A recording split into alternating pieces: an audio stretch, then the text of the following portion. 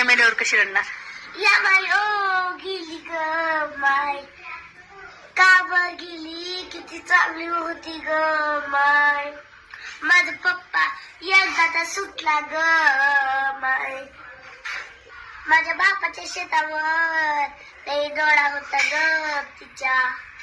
एक असं मला साडी घेतली नाही तर डायरेक्ट धमक्या द्यायची ग माय. सारखंच मला कोर्टा जातो म्हणायची ग माय. असं कसं झालं ग माय. रक्षाबंधनला आली तर 5,000ला गोळ्या लावायची ग माय.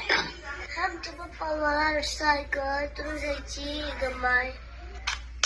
कशी करू ग माय, तिला लय मोठ्या घरात दिलं होतं ग माय.